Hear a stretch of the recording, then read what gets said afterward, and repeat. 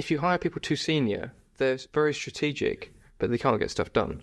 And you hire people that are more junior, and they're very, very good at getting stuff done, but they don't have the strategic foresight of what does it need to look like in 12 months' time. It's very difficult to tell people to do personal development when a company's growing multiple times a year.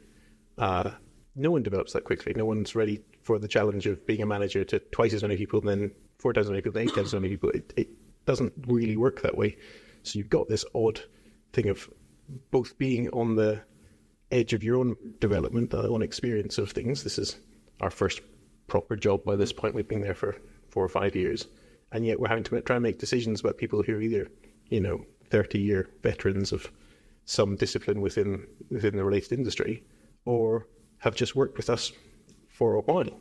And it's really hard to be very special people that can kind of keep up with that type of development. And it's a very special person who can take a step back from their, I was one of a team of 40 that used to do the whatever. And I think it's all on me. I'm going to do it all for this little company now. That's the hardest thing when you've got good people, but they're not able to keep up. And that's not criticism of any people, because that's very common. As you said, you're growing 2x, 3x a year. Like, people generally don't grow at that rate.